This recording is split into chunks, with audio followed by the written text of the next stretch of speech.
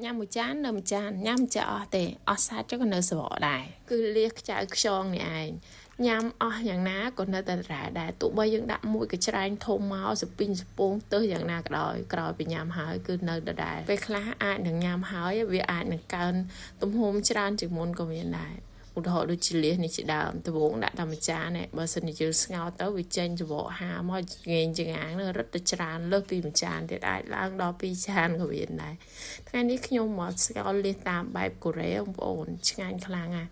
យើងលាងលៀសនឹងឲ្យស្អាតបន្តិចមកហើយចាក់ទឹកអង្ករដែលយើងបានលាងដាក់ដាំបាយហ្នឹងដាក់ត្រាំវាចោល1ម៉ោង2ម៉ោងឬមួយក៏ត្រាំពីព្រឹករហូតដល់យប់ទៅហើយក៏ស្រង់វាលាងទឹកឲ្យស្អាតលាងឲ្យបានច្រើនបន្តិចខ្ញុំប្រើលៀសនេះពីកំប៉ុង5000បើលៀសហាមកប្រភេទទៀតនោះគេលក់1គីឡូ12000តែយើងប្រើលៀសនេះក៏ឆ្ងាញ់ដែរសាច់វាសឡើងទលុកលុកតែម្ដងចំពោះគ្រឿងផ្សំវិញគឺងាយខ្លាំងណាស់មានតែលៀសហ្នឹងស្លឹកកូឆាយហើយមានស្លឹកខ្ទឹមបន្តិចតួចដែរប៉ុន្តែអត់បានថតជាមួយនឹងខ្ទឹមសនិងម្ទេសព្រមទាំងអំបិលស្ករប៊ីចេងបន្តិចបន្តួចលាងស្លឹកកូឆាយឲ្យស្អាតមកកាត់វាកង់បែបនេះស្លឹកកូឆាយដាក់វាឲ្យច្រើនមកព្រោះយើងយកវាធ្វើជាបន្លែតែម្ដងចំណែកឯស្លឹកខ្ទឹមវិញណាគឺដាក់តែបន្តិចបន្តួចទេដើម្បីយកក្លិនខ្ទឹមសនេះគឺត្រូវតែដាក់បងប្អូនដាក់ឲ្យច្រើនតិចក៏ល្អដែរដើម្បីធ្វើឲ្យទឹកសម្លរបស់យើងឈ្ងុយកាត់ជាតិឆ្អាបរបស់លៀសគឺត្រូវតែប្រើលៀសដែលស្រស់មិនធំក្លិនមិនអន់សាច់ហើយក៏មិនមានស្អុយដែរបើមិនចឹងទេបងប្អូនលៀសមួយឆ្នាំងនឹងចាក់ចោលទាំងអស់តែម្ដងចំណែកឯម្ទេសនេះបើសិនជាបងប្អូនចេះហឹលបងប្អូនដាក់ហឹលបែបនេះទឹកឆ្ងាញ់អត់ចេះញ៉ាំហឹលអាចជំនួសដោយម្រេចបានក៏ប៉ុន្តែរសជាតិវាគឺខុសគ្នាអំឡុងពេលហ្នឹងគឺយើងដាំទឹកស៊ុបបដាបងប្អូននៅពេលដែលយើងហាន់បន្លែហ្នឹងរួចរាល់ហើយទឹកស៊ុបគឺពុះល្មមពេលនេះយើងអាចដាក់ខ្ទឹមសចូលមុនបានបន្ទាប់មកយកលៀសយកមកចាក់ចូលតែម្ដងចាក់លៀសចូលហើយទុកវាឲ្យពុះសិនកុំឲ្យទាន់ធ្វើអីវា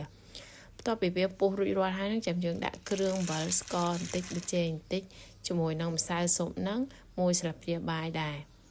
កុំប្រើគ្រឿងដិតពេកបងប្អូនស្ងោរស៊ុបលៀសនេះតែយើងប្រើគ្រឿងដិតពេកអត់ឆ្ងាញ់ទេយើងប្រើរសជាតិបែបសាបឡំមិនប្រៃពេកមិនផ្អែមពេកនៅពេលដែលទឹកស៊ុបពុះគឺមានពពុះបែបនេះដួសពពុះចេញផងពេលដែលពុះហើយបងប្អូនទឹកស៊ុបគឺឡើងពណ៌ថ្លាខ្យងស្អាតមែនតែនចំណែកសាច់លៀសវិញណាឡើងសស្គូសទលុកតែម្ដងយើងប្រើលៀសធំបែបនេះទើបស្ងោរទៅមានសាច់ញ៉ាំប្រើរយៈពេលតែ5នាទីទេមិនដល់បងប្អូនគឺបានទឹកស៊ុបដ៏ឆ្ងាញ់ថ្លាហើយបើកម្លាំងទៀតតោះពីទឹកស៊ុបនឹងពុះបែបនេះហើយបងប្អូនអាចដាក់ស្លឹកគូឆាយចូលបានបងប្អូនបានមើលវីដេអូនេះហើយអត់ទាន់បានចុច Subscribe YouTube Channel របស់នាងខ្ញុំជួយចុច Subscribe YouTube Channel របស់នាងខ្ញុំនិង Like Share ឲ្យបងប្អូនដើម្បីបានជាកម្លាំងចិត្តដាក់ស្លឹកគូឆាយចូលបែបនេះហើយគឺឆ្អិនហើយយើងអាចបិទភ្លើងបានតែម្ដង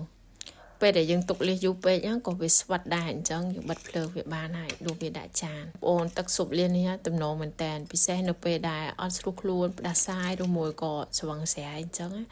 ដាក់មកបងប្អូនហត់ក្តៅទឹកឆ្ងាញ់ហត់ហើយបែកញើសខ្ចាយតែម្ដងយើងក៏ត្រូវប្រើជាមួយនឹងម្ទេសដែរដាក់ម្ទេសរាងហឹលបន្តិចហើយញ៉ាំនៅក្តៅទឹកស៊ុបលៀសនេះគឺងាយធ្វើមែនតែនបងប្អូនធ្លាប់តែស្ងោរជ្រក់លៀសហើយសាកល្